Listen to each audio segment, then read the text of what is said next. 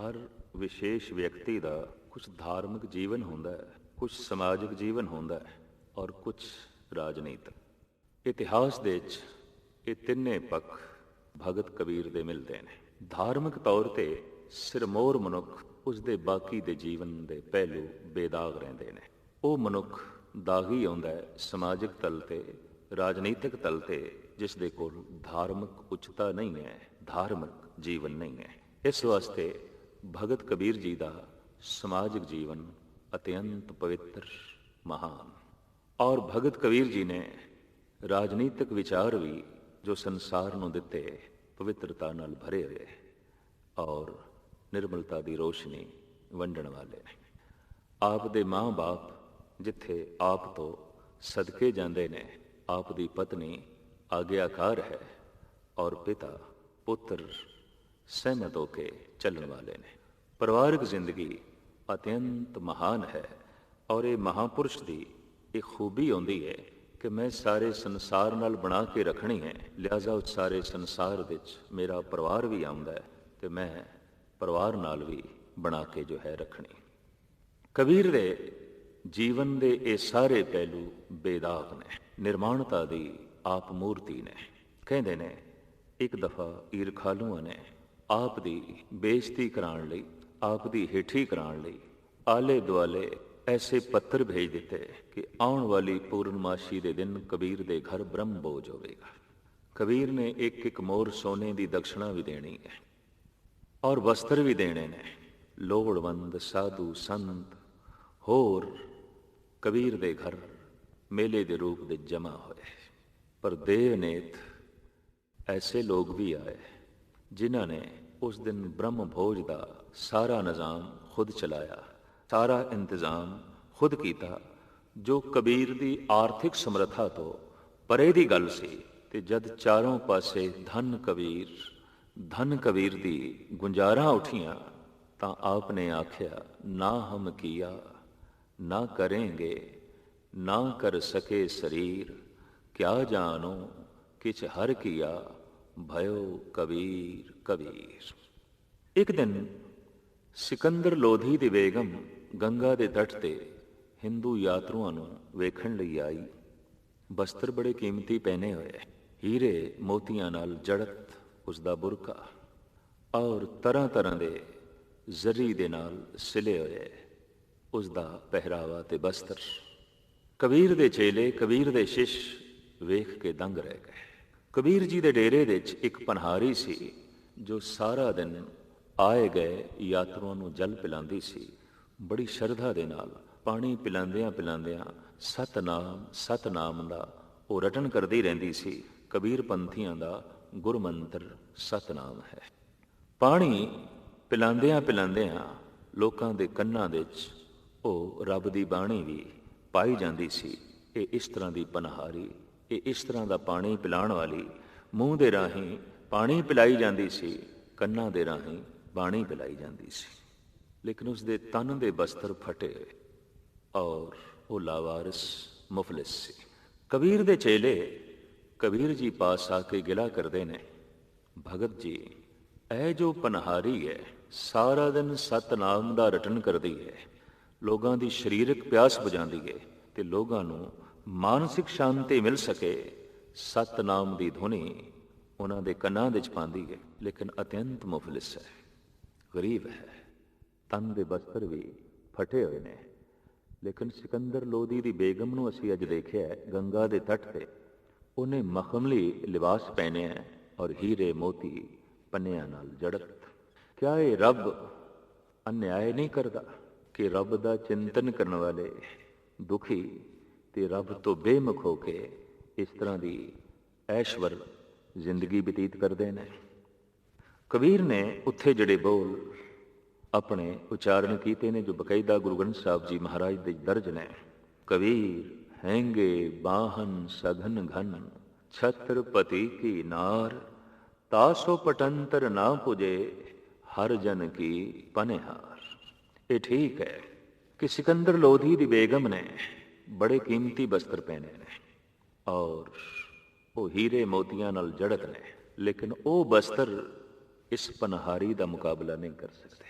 ਜੋ ਹਰੀ ਦੇ ਜਨਾਂ ਨੂੰ ਪਾਣੀ ਪਿਲਾਉਂਦੀ ਹੈ, ਸਾਰਾ ਦਿਨ ਸੇਵਾ ਕਰਦੀ ਹੈ ਸੰਤ ਜਨਾਂ ਦੀ, ਇਹਦੇ ਕੱਪੜੇ ਮਹਾਨ ਨੇ। ਸਿਕੰਦਰ ਲੋਧੀ ਦੀ ਬੇਗਮ ਦੇ ਕੱਪੜੇ ਤੁੱਛ ਨੇ। ਚੇਲੇ ਕਹਿੰਦੇ ਨੇ ਇਸ ਨੇ ਤੇ ਖੱਦਰ ਦੇ ਕੱਪੜੇ ਪਹਿਨੇ ਨੇ, ਉਹ ਵੀ ਫਟੇ ਹੋਏ, ਤੇ ਉਸ ਬੇਗਮ ਨੇ ਮਖਮਲ ਦਾ ਲਿਬਾਸ ਪਹਿਨੇ ਹੈ, ਉਹ ਵੀ ਹੀਰੇ ਮੋਤੀਆਂ ਨਾਲ ਜੜਤ, ਤੇ ਆਪ ਉਸ ਬਸਤਰਾਂ ਨੂੰ ਤੁੱਛ ਕਹਿੰਦੇ ਹੋ, ਇਸ ਨੂੰ ਮਹਾਨ ਕਹਿੰਦੇ ਹੋ। ਤੋ ਕਬੀਰ ਕਹਿੰਦੇ ਨੇ ਮੇਰੇ ਕੋਲ ਕਾਰਨ ਜਾਣੋ, ਮੈਂ ਐਸਾ ਕਿਉਂ ਆਖਿਆ। ਕਬੀਰ ਨਿਰਪਨਾਰੀ ਕਿਉਂ ਨਿੰਦੀਏ, ਕਿਉਂ ਹਰ ਚੇਰੀ ਕੋ ਮਾਂਗ, ਉਹ ਮਾਂਗ ਸਵਾਰੇ ਵਿਖੇ ਕੋ, ਇਹ ਸਿਮਰੇ ਹਰੀ ਨਾਮ। ਇਸ ਦੇ ਫਟੇ ਪੁਰਾਣੇ ਕੱਪੜੇ ਪ੍ਰਭੂ ਦੇ ਚਿੰਤਨ ਦੇ ਵਿੱਚ ਇਸ ਨੂੰ ਲੀਨ ਰੱਖਦੇ ਨੇ, ਨਿਰੰਕਾਰ ਦੇ ਵਿੱਚ ਇਸ ਨੂੰ ਲੀਨ ਰੱਖਦੇ ਨੇ, ਜਦ ਕਿ ਉਸ ਦਾ ਮਖਮਲੀ ਲਿਬਾਸ ਉਹਨੂੰ ਸੰਸਾਰ ਵਿੱਚ ਲੀਨ ਰੱਖਦਾ। ਤੋ ਮੈਂ ਤੇ ਉਸ ਵੇਸ਼-ਭੂਸ਼ਾ ਦੀ ਹੀ ਉਪਮਾ ਕਰਾਂਗਾ ਜਿਹੜੀ ਵੇਸ਼-ਭੂਸ਼ਾ ਮਨੁੱਖ ਨੂੰ ਨਿਰੰਕਾਰ ਦੇ ਵਿੱਚ ਲੀਨ ਕਰੇ। ਗੁਰੂ ਨਾਨਕ ਦੇਵ ਜੀ ਮਹਾਰਾਜ ਦਾ ਵੀ ਐਸਾ ਕਹਿਣਾ ਹੈ, ਬਾਬਾ ਹੋਰ ਪਹਿਨਣ ਖੁਸ਼ੀ ਖੁਆਰ, ਜਿਤ ਪੈ ਦੇ ਤਨ ਪੀੜੀਏ, ਮਨ ਮੇ ਚਲੇ ਵਿਕਾਰ। ਉਹ ਪਹਿਨਣਾ ਜਿਹਦੇ 'ਚ ਬੰਦਾ ਸੰਸਾਰ ਵਿੱਚ ਹੀ ਗਰਜ ਹੋ ਜਾਏ ਤੇ ਸੰਸਾਰ ਦੀਆਂ ਨਜ਼ਰਾਂ ਦਾ ਹੀ ਇੱਕ ਪਾਤਰ ਬਣ ਕੇ ਰਹਿ ਜਾਏ। ਸਾਹਿਬ ਕਹਿੰਦੇ ਨੇ ਐਸਾ ਤੇ ਮਨ ਦੇ 'ਚ ਖੁਆਰੀ ਨੂੰ ਜਨਮ ਦਿੰਦਾ ਹੈ, ਤਨ ਦੇ 'ਚ ਰੋਗਾਂ ਨੂੰ ਜਨਮ ਦਿੰਦਾ ਹੈ। ਅੱਜ ਤੱਕ ਤੇ ਵੈਦ ਔਰ ਹਿਕਮਤ ਇਹ ਕਹਿੰਦੀ ਆਈ ਏ ਕਿ ਆਹਾਰਕ ਰੋਗ ਹੁੰਦੇ ਨੇ, ਵਿਵਹਾਰਿਕ ਰੋਗ ਹੁੰਦੇ ਨੇ, ਕਰਮ ਰੋਗ ਹੁੰਦੇ ਨੇ। ਪ੍ਰਥਮ ਰੋਗ ਉਹ ਜੋ ਖਾਣ ਪੀਣ ਦੀ ਬਦਪਰਹੇਜ਼ੀ ਨਾਲ ਪੈਦਾ ਹੁੰਦੇ ਨੇ। ਪਰ ਗੁਰੂ ਨਾਨਕ ਦੇਵ ਜੀ ਮਹਾਰਾਜ ਦਾ ਕਹਿਣਾ ਹੈ ਬਦਪਰਹੇਜ਼ੀ ਸਿਰਫ ਖਾਣ ਪੀਣ ਦੀ ਨਹੀਂ ਆਉਂਦੀ, ਬਦਪਰਹੇਜ਼ੀ ਪਹਿਨਣ ਦੀ ਵੀ ਹੁੰਦੀ ਹੈ। ਇਸ ਦਾ ਵੀ ਮਨ ਦੇ ਉੱਤੇ ਆਪਣਾ ਪ੍ਰਭਾਵ ਹੈ। ਔਰ ਮਨ ਦੀ ਚੰਚਲਤਾ ਜਿਨ੍ਹਾਂ ਪਹਿਰਾਵਿਆਂ ਨਾਲ ਵਧੇ, ਮਨ ਦੀ ਚੰਚਲਤਾ ਸਰੀਰ ਦੇ ਤਲ ਤੇ ਰੋਗਾਂ ਨੂੰ ਜਨਮ ਦੇਵੇਗੀ, ਬਿਮਾਰੀਆਂ ਨੂੰ ਜਨਮ ਦੇਵੇਗੀ। ਇਸ ਵਾਸਤੇ ਆਪ ਨੇ ਬੁਲੰਦ ਬਾਂਗ ਆਖਿਆ, ਬਾਬਾ ਹੋਰ ਪਹਿਨਣ ਖੁਸ਼ੀ ਖੁਆਰ, ਜਿਤ ਪੈ ਦੇ ਤਨ ਪੀੜੀਏ, ਮਨ ਮੇ ਚਲੇ ਵਿਕਾਰ। ਕਬੀਰ ਨਿਰਪਨਾਰੀ ਕਿਉਂ ਨਿੰਦੀਏ, ਕਿਉਂ ਹਰ ਚੇਰੀ ਕੋ ਮਾਨ, ਉਹ ਮਾਨ ਸਵਾਰੇ ਵਿਖੇ ਕੋ, ਉਹ ਸਿਮਰੇ ਹਰੀ ਨਾਮ। ਕਬੀਰ ਦੀ ਬਾਣੀ ਵਿੱਚ ਧਾਰਮਿਕ ਉਪਦੇਸ਼ ਬੜੇ ਫਿਲਸਫਾਨਾ ਢੰਗ ਦੇ ਨਾਲ ਦਰਜ ਹੈ। ਆਪ ਦੇ ਸ਼ਲੋਕ ਨੇ, ਛੰਦ ਨੇ, ਸ਼ਬਦ ਨੇ, ਹਰ ਰਾਗ ਦੇ 'ਚ ਨੇ। ਗੁਰੂ ਗ੍ਰੰਥ ਸਾਹਿਬ ਜੀ ਮਹਾਰਾਜ ਦੇ 'ਚ ਭਗਤ ਬਾਣੀ ਵਿੱਚ ਸਭ ਤੋਂ ਜ਼ਿਆਦਾ ਬਾਣੀ ਭਗਤ ਕਬੀਰ ਦੀ ਹੈ। ਔਰ ਜਿੱਥੇ ਜਿੱਥੇ ਵੀ ਭਗਤ ਬਾਣੀ ਗੁਰੂ ਗ੍ਰੰਥ ਸਾਹਿਬ ਜੀ ਮਹਾਰਾਜ ਦੇ 'ਚ ਆਰੰਭ ਹੁੰਦੀ ਹੈ, ਕਰੀਬਨ ਸਭ ਤੋਂ ਪ੍ਰਥਮ ਸ਼੍ਰੀ ਕਬੀਰ ਜੀ ਮਹਾਰਾਜ ਦੇ ਹੀ ਸ਼ਬਦ ਆਉਂਦੇ ਨੇ।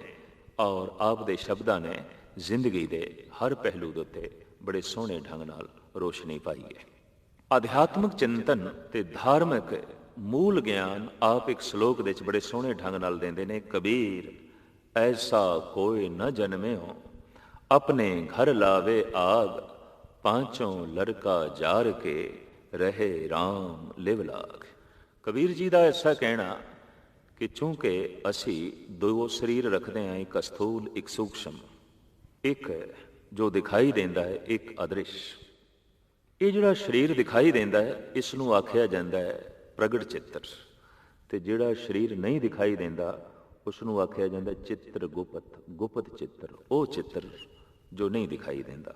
ਬੰਦਾ ਦੂਸਰੇ ਦਾ ਤਨ ਵੇਖ ਸਕਦਾ ਹੈ, ਬੰਦਾ ਦੂਸਰੇ ਦਾ ਮਨ ਨਹੀਂ ਵੇਖ ਸਕਦਾ। ਲੇਕਿਨ ਮਨ ਦੀ ਆਪਣੀ ਹੋਂਦ ਹੈ, ਔਰ ਕਿਸੇ ਹੱਦ ਤੱਕ ਦੇਖਿਆ ਜਾਏ ਤੇ ਤਨ ਦੀ ਬੁਨਿਆਦ ਹੈ। ਤੇ ਮਨੁੱਖ ਦਾ ਅਸਲੀ ਸਰੂਪ ਜੋ ਹੈ ਉਸ ਦੇ ਵਿਚਾਰ ਨੇ, ਉਸ ਦਾ ਮਨ ਹੈ। ਪਰ ਇਹ ਇਹਨਾਂ ਅੱਖਾਂ ਨਾਲ ਨਹੀਂ ਦਿਖਾਈ ਦਿੰਦਾ। ਤੇ ਹਰ ਵਕਤ ਇਸ ਤਰ੍ਹਾਂ ਦੇ ਦੋ ਰੂਪ ਮਨੁੱਖ ਦੇ ਅਕਸਰ ਬਣੇ ਰਹਿੰਦੇ ਨੇ। ਕਈ ਦਫਾ ਤਨ ਦੇ ਤਲ ਦੇ ਉੱਤੇ ਮਨੁੱਖ ਸ਼ਰੀਫ ਪ੍ਰਗਟ ਹੁੰਦਾ ਹੈ, ਲੇਕਿਨ ਮਨ ਦੇ ਤਲ ਤੇ ਉਹ ਸ਼ਰੀਫ ਨਹੀਂ ਹੁੰਦਾ। ਕਈ ਦਫਾ ਤਨ ਦੇ ਤਲ ਦੇ ਉੱਤੇ ਉਹ ਬਹੁਤ ਭੋਲਾ ਦਿਖਾਈ ਦਿੰਦਾ ਹੈ, ਲੇਕਿਨ ਮਨ ਦੇ ਤਲ ਦੇ ਉੱਤੇ ਉਹ ਬਹੁਤ ਚਲਾਕ ਹੁੰਦਾ ਹੈ ਤੇ ਚਲਾਕੀਆਂ ਨਹੀਂ ਦਿਖਾਈ ਦਿੰਦੀਆਂ। ਕਈ ਦਫਾ ਤਨ ਦੇ ਤਲ ਦੇ ਉੱਤੇ ਬਹੁਤ ਵੱਡਾ ਦਾਨੀ ਦਿਖਾਈ ਦਿੰਦਾ ਹੈ, ਪਰ ਮਨ ਦੇ ਤਲ ਦੇ ਉੱਤੇ ਬਹੁਤ ਬੇਈਮਾਨ ਹੁੰਦਾ ਹੈ। ਕਈ ਦਫਾ ਤਨ ਦੇ ਤਲ ਦੇ ਉੱਤੇ ਬਹੁਤ ਸਿਆਣਾ ਦਿਖਾਈ ਦਿੰਦਾ ਹੈ, ਪਰ ਮਨ ਦੇ ਤਲ ਦੇ ਉੱਤੇ ਅਕਸਰ ਦੇਖਿਆ ਜਾਂਦਾ ਹੈ ਉਹ ਮੂਰਖ ਹੁੰਦਾ ਹੈ, ਕੁਬੱਡ ਹੁੰਦਾ ਹੈ। ਔਰ ਐਸਾ ਦੇਖਿਆ ਗਿਆ ਪ੍ਰਗਟ ਚਿੱਤਰ ਤੇ ਚਿੱਤਰ ਗੁਪਤ ਦਾ ਆਪਸ ਦੇ ਤਾਲਮੇਲ ਨਹੀਂ ਬੈਠਦਾ। ਪ੍ਰਗਟ ਚਿੱਤਰ ਕੁਝ ਹੋਰ ਦਿਸ਼ਾ ਦੀ ਤਰਫ ਗਮਨ ਕਰਦਾ ਹੈ ਤੇ ਚਿੱਤਰ ਗੁਪਤ ਕਿਸੇ ਹੋਰ ਦਿਸ਼ਾ ਦੀ ਤਰਫ। ਧਰਮ ਦੀ ਸਾਧਨਾ ਦਰਅਸਲ ਚਿੱਤਰ ਗੁਪਤ ਨੂੰ ਸੁੰਦਰ ਬਣਾਉਣ ਲਈ ਹੈ, ਲੇਕਿਨ ਮਨੁੱਖ ਦੀ ਸਾਰੀ ਸਾਧਨਾ ਪ੍ਰਗਟ ਚਿੱਤਰ ਨੂੰ ਸੁੰਦਰ ਬਣਾਉਣ ਲਈ ਹੈ। ਸ਼ੀਸ਼ੇ ਦੇ ਅੱਗੋਂ ਘੰਟਾ ਘੰਟਾ ਖੜਿਆ, ਆਪਣਾ ਰੰਗ ਰੂਪ ਸਵਾਰ ਰਿਹਾ। ਔਰ ਅੱਜ ਦੇ ਸਮੇਂ 'ਚ ਜਿਤਨੇ ਸੌਂਦਰਯ ਪ੍ਰਸਾਧਨ ਬਾਜ਼ਾਰ ਵਿੱਚ ਆਏ ਨੇ ਔਰ ਚਾਰੋਂ ਪਾਸੇ ਫੈਕਟਰੀਆਂ ਬਣਾ ਰਹੀਆਂ ਨੇ, ਇਸ ਤਰ੍ਹਾਂ ਦਾ ਕੋਈ ਸਾਧਨ, ਇਸ ਤਰ੍ਹਾਂ ਦੇ ਕੋਈ ਉਪਰਾਲੇ ਨਹੀਂ ਕੀਤੇ ਜਾ ਰਹੇ ਕਿ ਕਿਸੇ ਤਰੀਕੇ ਨਾਲ ਮਨੁੱਖ ਦਾ ਮਨ ਸੁੰਦਰ ਦਿਖਾਈ ਦੇਵੇ, ਮਨੁੱਖ ਦਾ ਚਿੱਤਰ ਗੁਪਤ ਸੁੰਦਰ ਹੋਵੇ, ਖੂਬਸੂਰਤ ਹੋਵੇ। ਤਨ ਦੀ ਖੂਬਸੂਰਤੀ ਤੇ ਸਾਰਾ ਜ਼ੋਰ ਹੈ, ਮਨ ਦੀ ਖੂਬਸੂਰਤੀ ਦੇ ਉੱਤੇ ਬਿਲਕੁਲ ਜ਼ੋਰ ਨਹੀਂ। ਇਸ ਵਾਸਤੇ ਸੰਸਾਰ ਵਿੱਚ ਦੇਖਣ ਵਿੱਚ ਆ ਰਿਹਾ ਹੈ, ਤਨ ਸੁੰਦਰ ਹੁੰਦੇ ਜਾ ਰਹੇ ਨੇ, ਮਨ ਕਰੂਪ ਹੁੰਦੇ ਜਾ। ਤਨ ਦੀ ਸ਼ੋਭਾ ਵੱਧਦੀ ਜਾ ਰਹੀ ਹੈ, ਮਨ ਦੀ ਸ਼ੋਭਾ ਘਟਦੀ ਜਾ ਰਹੀ ਹੈ। ਤਨ ਪ੍ਰਭਾਵਿਤ ਕਰਨ ਲੱਗ ਪਏ ਨੇ, ਮਨ ਦਾ ਕੁਝ ਵੀ ਪ੍ਰਭਾਵ ਨਹੀਂ ਰਹਿ ਗਿਆ। ਜਦ ਕਿ ਮਨ ਵਾਸਤਵਿਕ ਹਕੀਕੀ ਮੂਲ ਸਰੀਰ ਹੈ, ਇਹ ਚਿੱਤਰ ਗੁਪਤ ਹੈ। ਜਦ ਅੰਤਮ ਸਮੇਂ ਇਸ ਪ੍ਰਗਟ ਚਿੱਤਰ ਨੂੰ ਜਲਾ ਦਿੱਤਾ ਜਾਂਦਾ ਹੈ ਜਾਂ ਦਫਨ ਕਰ ਦਿੱਤਾ ਜਾਂਦਾ ਹੈ, ਤਾਂ ਫਿਰ ਰਹਿ ਜਾਂਦਾ ਹੈ ਚਿੱਤਰ ਗੁਪਤ ਮਨ, ਸੰਸਕਾਰਾਂ ਦਾ ਮੁਜੱਸਮਾ। ਇਹ ਫਿਰ ਅੱਗੇ ਜਾਂਦਾ ਹੈ ਔਰ ਇਹ ਜਿਸ ਤਰ੍ਹਾਂ ਦਾ ਹੁੰਦਾ ਹੈ ਉਸ ਤਰ੍ਹਾਂ ਦਾ ਅੱਗੇ ਇਸ ਨੂੰ ਸਰੀਰ ਮਿਲ ਜਾਂਦਾ ਹੈ। ਸੰਸਾਰ ਤਨ ਦੀ ਸੁੰਦਰਤਾ ਦੇ ਤੇ ਤਨ ਨੂੰ ਸਵਾਰਨ ਦੇ ਵਿੱਚ ਆਪਣਾ ਸਮਾਂ ਖਰਚ ਕਰਦਾ ਹੈ। ਭਗਤ ਮਨ ਨੂੰ ਸਵਾਰਨ ਦੇ ਵਿੱਚ ਸਮਾਂ ਤੇ ਮਿਹਨਤ ਜੁਟਾਉਂਦੇ ਨੇ। ਬਾਬਾ ਫਰੀਦ ਦਾ ਕਹਿਣਾ ਹੈ, ਆਪ ਸਵਾਰੇ ਮੈਂ ਮਿਲਿਆ ਸੁਖ ਹੋਏ ਫਰੀਦਾ, ਜੇ ਤੂੰ ਮੇਰਾ ਹੋਏ ਰਹੇ ਸਭ ਜਗ ਤੇਰਾ ਹੋਏ। ਜੇ ਤੂੰ ਤਨ ਸਵਾਰੇ ਤੇ ਸੰਸਾਰ ਨੂੰ ਚੰਗਾ ਲੱਗਦਾ ਹੈ, ਪਰ ਜੇ ਤੂੰ ਆਪਣਾ ਮਨ ਸਵਾਰੇ ਤਾਂ ਨਿਰੰਕਾਰ ਨੂੰ ਚੰਗਾ ਲੱਗੇਗਾ, ਨਿਰੰਕਾਰ ਤੇਰੇ ਨਾਲ ਪਿਆਰ ਪਾਵੇਗਾ। ਤਨ ਦੇ ਖੂਬਸੂਰਤ ਲੋਕ ਬਾਹਰ ਮਹਿਫਿਲਾਂ ਦੇ ਸਨਮਾਨ ਪਾਉਂਦੇ ਨੇ, ਪਰ ਮਨ ਦਾ ਖੂਬਸੂਰਤ ਮਨੁੱਖ ਪ੍ਰਭੂ ਦੀ ਦਰਗਾਹ ਵਿੱਚ ਮਾਣ ਮਰਿਆਦਾ ਪਾਉਂਦਾ ਹੈ, ਸਨਮਾਨ ਪਾਉਂਦਾ ਹੈ। ਇਸ ਵਾਸਤੇ ਸਾਹਿਬ ਵੀ ਕਹਿੰਦੇ ਨੇ, ਇਹ ਮਨ ਸੁੰਦਰ ਆਪਣਾ ਹਰ ਨਾਮ ਮਜੀਠੇ ਰੰਗਰੀ। ਦਰਅਸਲ ਮੂਲ ਮਨ ਹੈ, ਇਹ ਚਿੱਤਰਗੁਪਤ ਹੈ। ਤਨ ਦੀ ਆਪਣੀ ਔਲਾਦ ਹੈ, ਮਨ ਦੀ ਆਪਣੀ ਔਲਾਦ ਹੈ। ਤਨ ਦੀ ਔਲਾਦ ਇਹਦੀ ਕੋਈ ਪੂਰਨ ਤੌਰ ਤੇ ਗਿਣਤੀ ਨਹੀਂ ਹੈ। ਕਿਸੇ ਦਾ ਇੱਕ ਬੱਚਾ ਹੋ ਸਕਦਾ ਹੈ, ਕਿਸੇ ਦੇ 2 ਹੋ ਸਕਦੇ ਨੇ, ਕਿਸੇ ਦੇ 5 ਹੋ ਸਕਦੇ ਨੇ, ਕਿਸੇ ਦੇ 10-12 ਵੀ ਹੋ ਸਕਦੇ ਨੇ। ਲੇਕਿਨ ਮਨ ਦੀ ਔਲਾਦ ਗਿਣੀ ਮਿੱਥੀ ਹੈ। ਮਨ ਦੀ ਔਲਾਦ ਤੇ 5 ਪੁੱਤਰ ਹੀ ਨੇ ਔਰ ਇਹ ਪੰਜੇ ਦੇ ਪੰਜੇ ਭੈੜੇ। ਸਰੀਰਕ ਔਲਾਦ ਉਹਦੇ 'ਚ ਕੋਈ ਇੱਕ ਵੀ ਸੰਤਾਨ ਭੈੜੀ ਨਿਕਲਾ ਹੈ, ਚਾਹੇ ਲੜਕਾ ਚਾਹੇ ਲੜਕੀ, ਤਾਂ ਉਹ ਕੁੱਲ ਨੂੰ ਕਲੰਕਿਤ ਕਰ ਦਿੰਦੀ ਹੈ, ਘਰ ਨੂੰ ਨਰਕ ਬਣਾ ਦਿੰਦੀ ਹੈ। ਤੇ ਮਨ ਦੀ ਇਹ ਜਿਹੜੀ 5 ਔਲਾਦ ਨੇ, 5 ਸੰਤਾਨਾਂ ਨੇ, ਇਹ ਤੇ ਪੰਜੇ ਹੀ ਭੈੜੀਆਂ ਨੇ। ਇਸ ਵਾਸਤੇ ਮਨ ਕਲੰਕਿਤ ਹੈ, ਮਨ ਦੁਖੀ ਹੈ, ਮਨ ਬੇਜ਼ਾਰ ਹੈ। ਅਕਸਰ ਭੈੜੀ ਔਲਾਦ ਦਾ ਰੋਣਾ ਰੋਂਦੇ ਹੋਏ ਲੋਕ ਮਿਲਣਗੇ, ਕਹਿ ਦਿੰਦੇ ਨੇ, ਪੁੱਤਰ ਨਾ ਹੀ ਜੰਮਦਾ ਤੇ ਠੀਕ ਸੀ, ਇਹ ਧੀ ਨਾ ਹੀ ਪੈਦਾ ਹੁੰਦੀ ਤੇ ਠੀਕ ਸੀ, ਇਹਨੇ ਤੇ ਕਲੰਕ ਲਾ ਦਿੱਤਾ ਹੈ, ਇਹਨੇ ਤੇ ਚਾਰੋਂ ਪਾਸੇ ਸਾਡਾ ਅਪਜਸ ਵਧਾ ਦਿੱਤਾ ਹੈ। ਪਰ ਨੇਕ ਪੁੱਤਰ ਕੁਲ ਦਾ ਕਲੰਕ ਧੋ ਦੇਣਾ ਹੁੰਦਾ ਹੈ। ਗੁਰੂ ਅਰਜਨ ਦੇਵ ਜੀ ਮਹਾਰਾਜ ਦਾ ਐਸਾ ਫਰਮਾਨ, ਅਪਜਸੰ ਮਿਟੰਤ ਸਤ ਪੁੱਤਰੇ ਸਿਮਰ ਤਬ ਹਿਰਦੈ ਗੁਰ ਮੰਤਰਣੇ। ਗਾਥਾ ਮੱਲਾ 5ਵਾਂ। ਸਾਹਿਬ ਕਹਿੰਦੇ ਨੇ ਅਪਜਸ ਮਿਟ ਜਾਂਦਾ ਹੈ ਅਗਰ ਘਰ ਦੇ ਵਿੱਚ ਕੋਈ ਸਤਵਾਦੀ ਪੁੱਤਰ ਪੈਦਾ ਹੋ ਜਾਏ, ਘਰ ਦੇ ਵਿੱਚ ਕੋਈ ਸ਼ਰਾਫਤ ਦਾ ਮੁਜੱਸਮਾ ਪੈਦਾ ਹੋ ਜਾਏ। ਹਸਮੁਖ, ਖੁਸ਼ਪੋਸ਼, ਖੁਸ਼ ਮਿਜ਼ਾਜ, ਖੁਸ਼ ਇਖਲਾਕ ਬੱਚਾ ਘਰ ਦੀ ਰੌਣਕ ਹੁੰਦਾ ਹੈ, ਘਰ ਦਾ ਅਪਜਸ ਮਿਟਾ ਦਿੰਦਾ ਹੈ, ਘਰ ਦੇ ਕਲੰਕ ਨੂੰ ਧੋ ਦਿੰਦਾ ਹੈ। ਲੇਕਿਨ ਐਸੀ ਇੱਕ ਸੰਤਾਨ ਵੀ ਭੈੜੀ ਹੋਵੇ ਤਾਂ ਘਰ ਨੂੰ, ਸਾਰੇ ਪਰਿਵਾਰ ਨੂੰ ਕਲੰਕਿਤ ਕਰਕੇ ਰੱਖ ਦਿੰਦੀ ਹੈ। ਮਨ ਦੀ ਇਹ ਜਿਹੜੀ ਔਲਾਦ ਹੈ, ਇਹ 5 ਨੇ ਤੇ 5 ਦੇ ਬਕਾਇਦਾ ਨਾਮ ਨੇ, ਕਾਮ, ਕ੍ਰੋਧ, ਲੋਭ, ਮੋਹ, ਅਹੰਕਾਰ। ਇਹ ਮਨ ਚੋਂ ਪੈਦਾ ਹੁੰਦੇ ਨੇ, ਤਨ ਦੇ ਤਲ ਤੇ ਪ੍ਰਗਟ ਹੁੰਦੇ ਨੇ। ਇਹਨਾਂ ਦੀ ਉਤਪਤੀ ਮਨ ਤੋਂ ਹੈ। ਮਨ ਤੋਂ ਹੀ ਲੋਭ ਪੈਦਾ ਹੁੰਦਾ ਹੈ, ਮਨ ਤੋਂ ਹੀ ਹੰਕਾਰ ਪੈਦਾ ਹੁੰਦਾ ਹੈ, ਮਨ ਤੋਂ ਹੀ ਮੋਹ ਪੈਦਾ ਹੁੰਦਾ ਹੈ, ਮਨ ਤੋਂ ਹੀ ਕਾਮ ਪੈਦਾ ਹੁੰਦਾ ਹੈ। ਦਰਅਸਲ ਕਾਮ ਇੱਕ ਵਿਚਾਰ ਹੈ, ਹੰਕਾਰ ਇੱਕ ਫੁਰਨਾ ਹੈ, ਲੋਭ ਇੱਕ ਵਿਚਾਰ ਹੈ। ਤੇ ਮਨ ਵਿਚਾਰਾਂ ਨੂੰ ਜਨਮ ਦਿੰਦਾ ਹੈ, ਮਨ ਫੁਰਨਿਆਂ ਨੂੰ ਜਨਮ ਦਿੰਦਾ ਹੈ। ਤੇ ਮਨ ਦੇ ਫੁਰਨਿਆਂ ਦੇ 'ਚ ਹੈ ਕਿ ਸਾਰਾ ਦਿਨ ਇਹ ਜਿਹੜੇ ਫੁਰਨੇ ਚੱਲਦੇ ਨੇ ਮਨੁੱਖ ਦੇ ਮਨ ਦੇ 'ਚ, ਮਨ ਦੇ ਫੁਰਨਿਆਂ ਦੇ 'ਚ ਹੈ ਕਿ ਕਾਮ ਜਾਂ ਕ੍ਰੋਧ ਹੋਵੇਗਾ ਜਾਂ ਲੋਭ ਹੋਵੇਗਾ, ਜਾਂ ਮੋਹ ਹੋਵੇਗਾ, ਜਾਂ ਅਹੰਕਾਰ ਹੋਵੇਗਾ। ਇਸ ਤੋਂ ਇਲਾਵਾ ਹੋਰ ਕੁਝ ਨਹੀਂ ਹੈ। ਦਿਨ ਭਰ ਮਨੁੱਖ ਦੀ ਮਾਨਸਿਕ ਚਿਤਵਨੀ ਜਿਹੜੀ ਹੈ, ਮਾਨਸਿਕ ਚਿੰਤਨ ਜਿਹੜਾ ਹੈ, ਉਹਦੇ 'ਚ ਇਹ ਪੰਜ ਪੁੱਤਰ ਨੇ। ਜੈਸੇ ਆਮ ਹੈ ਬੰਦਾ ਬਾਰ-ਬਾਰ ਦੂਰ ਜਾ ਕੇ, ਪ੍ਰਦੇਸ਼ ਜਾ ਕੇ ਆਪਣੇ ਬੱਚਿਆਂ ਨੂੰ ਯਾਦ ਕਰਦਾ ਰਹਿੰਦਾ ਹੈ, ਆਪਣੀ ਔਲਾਦ ਨੂੰ ਯਾਦ ਕਰਦਾ ਰਹਿੰਦਾ ਹੈ, ਬਸ ਮਨ ਵੀ ਆਪਣੇ ਇਹਨਾਂ ਪੰਜਾਂ ਜਣੇ ਹੋਇਆਂ ਪੁੱਤਰਿਆਂ ਨੂੰ ਹੀ ਯਾਦ ਕਰਦਾ ਰਹਿੰਦਾ ਹੈ ਔਰ ਉਸ ਦੀ ਚਿਤਵਨੀ ਦੇ 'ਚ ਰਹਿੰਦਾ ਹੈ।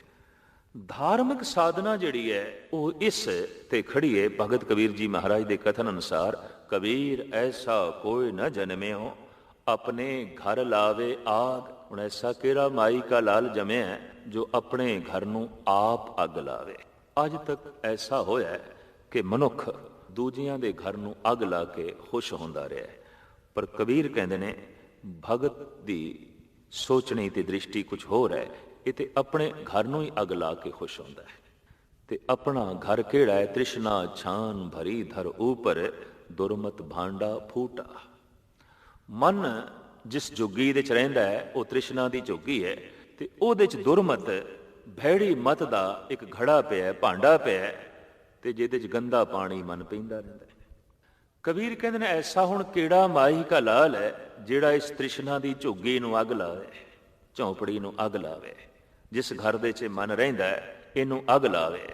ਤੇ ਮਨ ਸੂਖਸ਼ਮ ਹੈ, ਮਨ ਅਦ੍ਰਿਸ਼ ਹੈ, ਤੋ ਇਹ ਅਗਨੀ ਵੀ ਅਦ੍ਰਿਸ਼ ਹੈ ਜਿਹਦੇ ਨਾਲ ਮਨ ਦੇ ਘਰ ਨੂੰ ਸਾੜਨਾ ਹੈ ਤੇ ਮਨ ਦੇ ਪੁੱਤਰਾਂ ਨੂੰ ਸਾੜਨਾ ਹੈ। ਸਿਰਫ ਘਰ ਨੂੰ ਹੀ ਨਹੀਂ ਸਾੜਨਾ, ਔਲਾਦ ਨੂੰ ਵੀ ਸਾੜਨਾ ਹੈ। ਕਬੀਰ ਐਸਾ ਕੋਈ ਨਾ ਜਨਮਿਓ ਆਪਣੇ ਘਰ ਲਾਵੇ ਆਗ, ਪਾਂਚੋਂ ਲੜਕਾ ਜਾਰ ਕੇ ਰਹੇ ਰਾਮ ਲਿਵਲਾ। ਪੰਜਾਂ ਹੀ ਪੁੱਤਰਾਂ ਨੂੰ ਸਾੜ ਕੇ ਰਾਮ ਦੀ ਧੁਨੀ ਦੇ 'ਚ ਲੀਨ ਰਵੇ। ਐਸਾ ਕਿਹੜਾ ਮਾਈ ਕਾ ਲਾਲ ਹੈ। ਤੋ ਇੱਕ ਤੇ ਪ੍ਰਗਟ ਅਗਨੀ ਹੈ ਜਿਹੜੀ ਬਾਹਰ ਸਾੜਦੀ ਹੈ, ਬਾਹਰ ਜਲਾਉਣ ਦੇ ਕੰਮ ਆਉਂਦੀ ਹੈ। ਮਨੁੱਖ ਜਦ ਈਰਸ਼ਾ ਨਾਲ ਭਰਦਾ ਹੈ, ਮਨੁੱਖ ਜਦ ਦੁਸ਼ਮਣੀ ਦੇ ਨਾਲ ਭਰਦਾ ਹੈ, ਮਨੁੱਖ ਜਦ ਬਦਲੇ ਦੀ ਭਾਵਨਾ ਨਾਲ ਭਰਦਾ ਹੈ ਤੇ ਦੂਜੇ ਨੂੰ ਸਾੜਨ ਦਾ ਚਿੱਤ ਕਰਦਾ ਹੈ। ਪਰ ਜਦ ਮਨੁੱਖ ਦਇਆ ਨਾਲ ਭਰਦਾ ਹੈ, ਜਦ ਮਨੁੱਖ ਸੰਤੋਖ ਨਾਲ ਭਰਦਾ ਹੈ, ਜਦ ਮਨੁੱਖ ਗਿਆਨ ਨਾਲ ਭਰਦਾ ਹੈ, ਜਦ ਮਨੁੱਖ ਵਿਚਾਰ ਨਾਲ ਭਰਦਾ ਹੈ, ਤੇ ਉਹਦਾ ਚਿੱਤ ਕਰਦਾ ਹੁਣ ਆਪਣੇ ਉਸ ਘਰ ਨੂੰ ਸਾੜਾਂ ਜਿਹਦੇ 'ਚ ਮਨ ਰਹਿੰਦਾ ਹੈ, ਉਸ ਔਲਾਦ ਨੂੰ ਸਾੜਾਂ ਜਿਸ ਨੇ ਬੇਚੈਨ ਕਰ ਰੱਖਿਆ ਹੈ, ਪਰੇਸ਼ਾਨ ਕਰ ਰੱਖਿਆ ਹੈ। ਇੱਕ ਅੱਗ ਲੱਗੇਗੀ ਬਾਹਰ, ਉਹ ਬਦਲੇ ਦੀ ਭਾਵਨਾ ਵਸ ਹੋ ਕੇ, ਅਹੰਕਾਰ ਵਸ ਹੋ ਕੇ, ਪਰ ਇੱਕ ਅੱਗ ਪੈਦਾ ਹੋਵੇਗੀ ਦਇਆ ਵਸ ਹੋ ਕੇ, ਸੰਤੋਖ ਵਸ ਹੋ ਕੇ।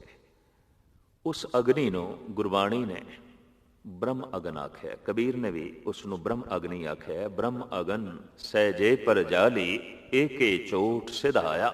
ਬ੍ਰਹਮ ਅਗਨੀ ਮੇਰੇ ਅੰਦਰ ਪੈਦਾ ਹੋ ਗਈ ਹੈ। ਤੇ ਬ੍ਰਹਮ ਅਗਨੀ ਕਿਵੇਂ ਪੈਦਾ ਹੋਵੇ? ਬਾਹਰ ਜਿਹੜੀ ਅੱਗ ਹੈ ਉਹ ਮਾਚਿਸ ਦੀ ਤੀਲੀ ਅਸੀਂ ਰਗੜਦੇ ਹਾਂ, ਪੈਦਾ ਹੁੰਦੀ ਹੈ। ਪ੍ਰਾਚੀਨ ਸਮੇਂ 'ਚ ਦੋ ਪੱਥਰਾਂ ਨੂੰ ਰਗੜ ਕੇ ਅੱਗ ਪੈਦਾ ਕੀਤੀ ਜਾਂਦੀ ਸੀ, ਜਾਂ ਦੋ ਲੱਕੜਾਂ ਨੂੰ ਰਗੜ ਕੇ ਵੀ ਪ੍ਰਾਚੀਨ ਸਮੇਂ 'ਚ ਅਗਨ ਪੈਦਾ ਕੀਤੀ ਜਾਂਦੀ ਸੀ।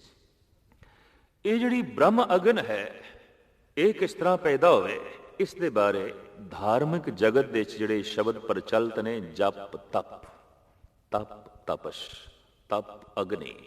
ਕਿਸ ਦੀ ਅਗਨੀ? ਜਪ ਦੀ ਅਗਨੀ, ਜਪ ਦੀ ਤਪਸ਼, ਜਪ ਦਾ ਸੇਕ, ਜਪ ਦੀ ਅੱਗ। ਜਦ ਕੋਈ ਮਨੁੱਖ ਵਾਹਿਗੁਰੂ ਵਾਹਿਗੁਰੂ ਐਸਾ ਜਾਪ ਕਰਦਾ ਹੈ, ਜਦ ਕੋਈ ਮਨੁੱਖ ਰਾਮ ਰਾਮ ਦੀ ਧੁਨੀ ਉਚਾਰਨ ਕਰਦਾ ਹੈ, ਜਦ ਕੋਈ ਮਨੁੱਖ ਅੱਲਾ ਅੱਲਾ ਦਾ ਚਿੰਤਨ ਕਰਦਾ ਹੈ, ਤਾਂ ਇਹ ਦਰਅਸਲ ਸੰਸਾਰ ਤੇ ਨਿਰੰਕਾਰ ਦਾ ਆਪਸ ਦੇ ਵਿੱਚ ਛੂਹਣਾ ਹੈ। ਜਦ ਕੋਈ ਐਸਾ ਰਟਨ ਕਰਦਾ ਹੈ ਤੇ ਮਨ ਦਾ ਪ੍ਰਮਾਤਮਾ ਦੇ ਨੇੜੇ ਆਉਣਾ ਹੈ। ਇਹਦੇ ਨਾਲ ਜਿਹੜੀ ਅਗਨ ਪੈਦਾ ਹੁੰਦੀ ਹੈ ਉਹਨੂੰ ਕਹਿੰਦੇ ਨੇ ਬ੍ਰਹਮ ਅਗਨੀ। ਇਹਨੂੰ ਯੋਗੀਆਂ ਨੇ ਯੋਗਾ ਅਗਨ ਵੀ ਆਖਿਆ। ਇਹ ਜਪ ਤੋਂ ਪੈਦਾ ਹੁੰਦੀ ਹੈ। ਇਸ ਵਾਸਤੇ ਧਾਰਮਿਕ ਦੁਨੀਆ ਦੇ ਜਪ ਤਪ ਇਕੱਠਾ ਸ਼ਬਦ ਬਣ ਗਿਆ। ਤਪ ਸੋਜ਼, ਤਪ ਸੇਕ, ਤਪ ਅਗਨੀ। ਪਰ ਕਿਸ ਦੀ ਅਗਨੀ? ਜਪ ਦੀ ਅਗਨੀ। ਜਦ ਵੀ ਕੋਈ ਮਨੁੱਖ ਜਪ ਕਰਦਾ ਹੈ ਉਸ ਦੇ ਅੰਦਰ ਤਪ ਪੈਦਾ ਹੋਵੇਗਾ, ਉਸ ਦੇ ਅੰਦਰ ਤਪਸ਼ ਪੈਦਾ ਹੋਵੇਗੀ, ਉਸ ਦੇ ਅੰਦਰ ਅਗਨੀ ਪੈਦਾ ਹੋਵੇਗੀ। ਪਰ ਇਹ ਅਗਨ ਠੰਡੀ ਅਗਨ ਹੁੰਦੀ ਹੈ, ਸਾੜਦੀ ਜ਼ਰੂਰ ਹੈ। ਕਿਸ ਨੂੰ ਸਾੜਦੀ ਹੈ? ਇਹ ਕ੍ਰੋਧ ਨੂੰ ਸਾੜ ਕੇ ਸੁਆਹ ਕਰ ਦਿੰਦੀ ਹੈ, ਇਹ ਲੋਭ ਨੂੰ ਸਾੜ ਕੇ ਸੁਆਹ ਕਰ ਦਿੰਦੀ ਹੈ, ਇਹ ਕਾਮ ਨੂੰ ਸਾੜ ਕੇ ਸੁਆਹ ਕਰ ਦਿੰਦੀ ਏ। ਬਾਹਰ ਦੀ ਕੋਈ ਅਗਨ ਕ੍ਰੋਧ ਨੂੰ ਸਾੜਦੀ ਨਹੀਂ, ਬਲਕਿ ਬਾਹਰ ਦੀ ਅਗਨ ਤੇ ਕ੍ਰੋਧ ਨੂੰ ਭੜਕਾਉਂਦੀ ਏ, ਕਾਮ ਨੂੰ ਭੜਕਾਉਂਦੀ ਏ, ਅਹੰਕਾਰ ਨੂੰ ਭੜਕਾਉਂਦੀ ਏ। ਅਗਰ ਇਸ ਤਰ੍ਹਾਂ ਦੀ ਅਗਨ ਦੇ ਨਾਲ ਇਹ ਪੰਜੇ ਪੁੱਤਰ ਪੰਜੇ ਵਿਕਾਰ ਸੜ ਸਕਦੇ ਤੇ ਸ਼ਾਇਦ ਸਾਰੀ ਦੁਨੀਆ ਹੀ ਅੱਗ ਲਾ ਕੇ ਇਹਨਾਂ ਪੰਜਾਂ ਨੂੰ ਸਾੜ ਕੇ ਤੇ ਪੰਜਾਂ ਤੋਂ ਬਚ ਜਾਂਦੀ, ਪਰ ਨਹੀਂ, ਉਹ ਤੇ ਜਪ ਦੀ ਅਗਨ ਨਾਲ ਹੀ ਇਹਨਾਂ ਨੂੰ ਸਾੜਿਆ ਜਾਏਗਾ, ਇਹਨਾਂ ਨੂੰ ਜਲਾਇਆ ਜਾਏਗਾ। ਤੋ ਕਬੀਰ ਅਧਿਆਤਮਕ ਗਿਆਨ ਦਿੰਦਿਆਂ ਹੋਇਆਂ ਕਹਿੰਦੇ ਨੇ, ਐਸਾ ਕਿਹੜਾ ਮਾਈ ਕਾ ਲਾਲ ਜਮਿਆ ਜੋ ਆਪਣੇ ਘਰ ਨੂੰ ਅੱਗ ਲਾਵੇ, ਤ੍ਰਿਸ਼ਨਾ ਦੀ ਝੁੱਗੀ ਨੂੰ ਅੱਗ ਲਾਵੇ ਜਪ ਦੀ ਅਗਨ ਨਾਲ। ਕਬੀਰ ਐਸਾ ਕੋਈ ਨਾ ਜਨਮਿਓ, ਆਪਣੇ ਘਰ ਲਾਵੇ ਆਗ, ਪਾਂਚੋਂ ਲੜਕਾ ਜਾਰ ਕੇ ਰਹੇ ਰਾਮ ਲਿਵਲਾਰ। ਇਹ ਭੈੜੀ ਸੰਤਾਨ, ਇਹ ਭੈੜੀ ਔਲਾਦ ਜੋ ਮਨ ਚੋਂ ਪੈਦਾ ਹੋਈ ਹੈ, ਇਹਨਾਂ ਨੂੰ ਸਾੜ ਕੇ, ਇਹਨਾਂ ਨੂੰ ਸੁਆਹ ਕਰਕੇ ਤੇ ਰਾਮ ਦੀ ਧੁਨੀ ਵਿੱਚ ਲੀਨ ਰਵੇ। ਐਸਾ ਕਿਹੜਾ ਮਾਈ ਕਾ ਲਾਲ ਹੈ, ਐਸਾ ਕੌਣ ਹੈ ਜੋ ਜਗਤ ਵਿੱਚ ਆਇਆ ਹੈ। ਇਸ ਤਰੀਕੇ ਦੇ ਅਧਿਆਤਮਕ ਉਪਦੇਸ਼ ਸੰਦੇਸ਼ ਆਪ ਥਾਂ ਥਾਂ ਤੇ ਦਿੰਦੇ ਰਹੇ। ਆਪ ਹਰ ਥਾਂ ਤੇ ਐਸਾ ਕਹਿੰਦੇ ਰਹੇ ਕਿ ਜ਼ਾਤ ਕਰਕੇ ਨਾ ਕੋਈ ਉੱਚਾ ਨਾ ਕੋਈ ਨੀਵਾਂ, ਕਰਮ ਕਰਕੇ ਮਨੁੱਖ ਉੱਚਾ ਹੈ, ਕਰਮ ਕਰਕੇ ਮਨੁੱਖ ਨੀਵਾਂ ਹੈ। ਗਿਆਨ ਕਰਕੇ ਮਨੁੱਖ ਮਹਾਨ ਹੈ, ਅਗਿਆਨ ਕਰਕੇ ਹੀ ਮਨੁੱਖ ਤੁੱਛ ਹੈ। ਔਰ ਧਨ ਕਰਕੇ ਕੋਈ ਧਨਵਾਨ ਨਹੀਂ, ਪ੍ਰਭੂ ਦੇ ਨਾਮ ਕਰਕੇ ਹੀ ਮਨੁੱਖ ਧਨਵਾਨ ਹੈ। ਆਪ ਨੇ ਸਪਸ਼ਟ ਰੂਪ ਵਿੱਚ ਕਹਿ ਦਿੱਤਾ ਹੈ, ਕਹੋ ਕਬੀਰ ਨਿਰਧਨ ਹੈ ਸੋਈ, ਜਾਂ ਕੇ ਹਿਰਦੇ ਨਾਮ ਨਾ ਹੋਈ। ਵਾਸਤਵਿਕ ਮਨੁੱਖ, ਗਿਆਨੀ ਮਨੁੱਖ ਨਾਮ ਰਸੀਏ ਨੂੰ ਸਨਮਾਨ ਦੇਵੇਗਾ, ਕਿਉਂਕਿ ਉਸ ਦੇ ਕੋਲ ਪਰਮ ਧਨ ਹੈ, ਤੇ ਅਗਿਆਨੀ ਮਨੁੱਖ ਕੇਵਲ ਧਨਵਾਨ ਨੂੰ ਹੀ ਸਨਮਾਨ ਦੇਵੇਗਾ ਜਿਹਦੇ ਕੋਲ ਇਹ ਅਸਥੂਲ ਧਨ ਹੈ। ਐਸਾ ਅਸੀਂ ਜਗਤ ਵਿੱਚ ਦੇਖਦੇ ਹਾਂ। ਇੱਕ ਪ੍ਰਸੰਗ ਸਵੈਮ ਭਗਤ ਕਬੀਰ ਨੇ ਲਿਖਿਆ ਹੈ। ਦੁਆਪਰ ਯੁੱਗ ਦੇ ਅਵਤਾਰੀ ਪੁਰਸ਼ ਸ੍ਰੀ ਕ੍ਰਿਸ਼ਨ ਦੁਰਯੋਧਨ ਦਾ ਘਰ ਛੱਡ ਕੇ ਰਾਤ ਬਿਦਰ ਦੇ ਘਰ ਰਹੇ। ਦੁਰਯੋਧਨ ਧਨਵਾਨ ਹੈ, ਬਿਦਰ ਨਿਰਧਨ ਹੈ। ਦੁਰਯੋਧਨ ਰਾਜਾ ਹੈ, ਬਿਦਰ ਮੁਫਲਿਸ ਹੈ। ਦੁਰਯੋਧਨ ਕੋਲ ਮਹਿਲ ਮਾੜੀਆਂ ਨੇ, ਬਿਦਰ ਕੋਲ ਇੱਕ ਨਿੱਕੀ ਝੋਗੀ ਹੈ। ਦੁਰਯੋਧਨ ਦੇ ਘਰ 36 ਪ੍ਰਕਾਰ ਦੇ ਪਦਾਰਥ ਸਵੇਰੇ ਸ਼ਾਮ ਬਣਦੇ ਨੇ। ਬਿਦਰ ਰੁੱਖੀ ਮਿੱਸੀ ਖਾ ਕੇ ਗੁਜ਼ਾਰਾ ਕਰਦਾ ਹੈ। ਰਾਗ ਰੰਗ ਦੀਆਂ ਮਹਿਫਲਾਂ ਦੁਰਯੋਧਨ ਦੇ ਘਰ ਸਜਦੀਆਂ ਨੇ, ਜਦ ਕਿ ਪ੍ਰਭੂ ਨਾਮ ਦਾ ਚਿੰਤਨ ਬਿਦਰ ਦੇ ਘਰ ਹੁੰਦਾ ਹੈ। ਜਦ ਦੁਰਯੋਧਨ ਦੇ ਘਰ ਨੂੰ ਛੱਡ ਕੇ ਰਾਤ ਕੱਟੀ ਬਿਦਰ ਦੇ ਘਰ, ਦੁਰਯੋਧਨ ਦੇ ਅਹਿਲਕਾਰ ਕ੍ਰਿਸ਼ਨ ਨੂੰ ਕਹਿੰਦੇ ਨੇ, ਆਖਰ ਤੂੰ ਗਵਾਲੇ ਦਾ ਗਵਾਲਾ ਹੀ ਰਿਹਾ। ਰਾਜਿਆਂ ਨੂੰ ਰਾਜਿਆਂ ਦੇ ਘਰ ਰਹਿਣਾ ਚਾਹੀਦਾ ਹੈ, ਧਨਵਾਨਾਂ ਨੂੰ ਧਨਵਾਨਾਂ ਦੇ ਘਰ ਰਹਿਣਾ ਚਾਹੀਦਾ ਹੈ। ਮਿੱਤਰਤਾ ਬਰਾਬਰੀ ਦੇ ਤਲ ਤੇ ਹੁੰਦੀ ਹੈ। ਐਸਾ ਨੀਤੀ ਦਾ ਉਪਦੇਸ਼ ਹੈ। ਸ੍ਰੀ ਕ੍ਰਿਸ਼ਨ ਕਹਿੰਦੇ ਨੇ, ਮੈਂ ਬਰਾਬਰੀ ਦੇ ਤਲ ਤੇ ਹੀ ਆ ਕੇ ਰਿਹਾ। ਨਾਮ ਧਨ ਦੀ ਦੌਲਤ ਨਾਲ ਬਿਦਰ ਦਾ ਹਿਰਦਾ ਮਾਲਾ ਮਾਲ ਹੈ। ਨਾਮ ਧਨ ਦੀ ਦੌਲਤ ਨਾਲ ਮੇਰਾ ਹਿਰਦਾ ਮਾਲਾ ਮਾਲ ਹੈ।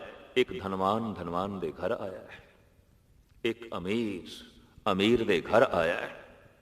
ਤੇਰੇ ਘਰ ਇਹ ਸਭ ਕੁਝ ਨਹੀਂ ਸੀ। ਇਸ ਪ੍ਰਸੰਗ ਨੂੰ ਕਬੀਰ ਨੇ ਆਪਣੀ ਬਾਣੀ 'ਚ ਇੰਜ ਕਲਮਬੰਦ ਕੀਤਾ ਹੈ, ਰਾਜਨ ਕੌਣ ਤੁਮਾਰੇ ਆਵੇ, ਐਸੋ ਭਾਵ ਬਿਦਰ ਕੋ ਦੇਖੋ, ओहे गरीब मोए भावे, हस्ती देख भरम ते भूला, श्री भगवान न जानिया, तुमरो दूध बिदर को पानो, अमृत कर मैं मानिया, खीर समान साग में पाया, गुण गावत रैन बिहानी। ऐ दुर्योधन, जे तेरे घर मैं रात कटदा ते झूठे राग रंग दियां महफिलां ही तू मेरे अगों सजाणियां सन, पर बिदर दे घर रात बड़ी सोहनी लंघी है। सारी रात प्रभु दे गीत गांदियां लंघ गई। बिदर ते मैं सारी रात प्रभु दा चिंतन करते रहे, प्रभु दा कीर्तन करते रहे, ते प्रभु दे कीर्तन ने, प्रभु दे गुणां ने अलूणे साग नूं भी खीर ते होर अमृत दे च बदल के रख दिता, 36 प्रकार दे भोजन दे च बदल के रख दिता, जद कि तेरे घर दी वासना ते तृष्णा ने 36 प्रकार ਦੇ ਭੋਜਨ ਨੂੰ ਵੀ ਜ਼ਹਿਰ ਬਣਾ ਦੇਣਾ ਸੀ। ਖੀਰ ਸਮਾਨ ਸਾਗ में पाया, गुण गावत रहन बयानी, कबीर को ठाकर आनंद बिनोदी, ਜਾਤ ਨਾ ਕਾਹੂ ਕੀ ਮਾਨੀ। ਕਬੀਰ ਕਹਿੰਦੇ ਨੇ ਠਾਕੁਰ ਪਰਮ ਪੁਰਖਾਂ ਦੀ ਦ੍ਰਿਸ਼ਟੀ ਦੇ ਵਿੱਚ ਜਾਤ ਬੇਮੈਨੀ ਆਉਂਦੀ ਹੈ। ਹੈਰਾਨਗੀ ਦੀ ਗੱਲ ਹੈ ਕਿ ਸ਼ੂਦਰਾਂ ਲਈ ਧਾਰਮਿਕ ਮੰਦਰਾਂ ਦੇ ਦਰਵਾਜ਼ੇ ਬੰਦ, ਪਰ ਸ਼ੂਦਰ ਭਿਲਣੀ ਦੇ ਬੇਰ ਸ਼੍ਰੀ ਰਾਮ ਝੂਠੇ ਖਾਂਦੇ ਨੇ।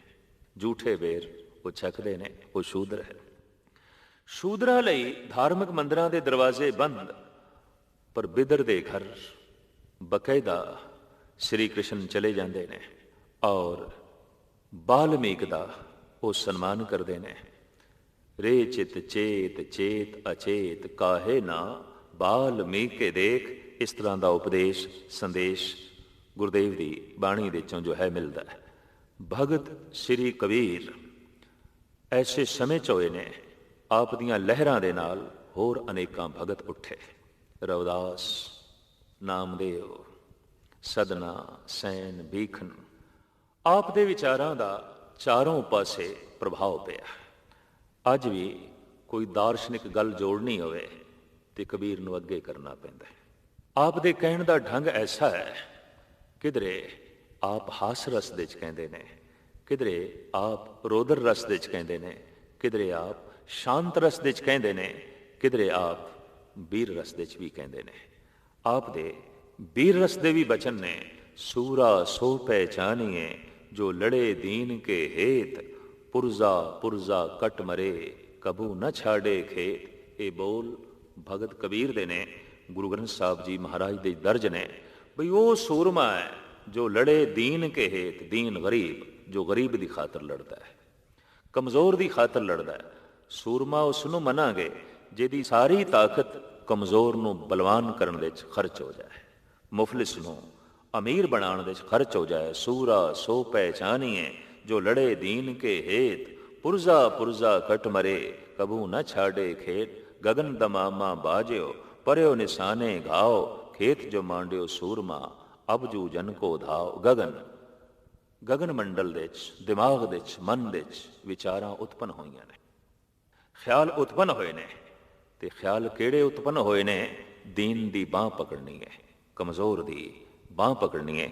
ਇਸ ਤਰ੍ਹਾਂ ਦੇ ਆਦਰਸ਼ਵਾਦੀ ਉਪਦੇਸ਼ ਕਬੀਰ ਨੇ ਵੰਡਦੇ ਆਇਆ ਆਪਣਾ ਜੀਵਨ ਬਤੀਤ ਕੀਤਾ, ਜਗਤ ਦਾ ਜੀਵਨ ਸਫਲ ਕੀਤਾ।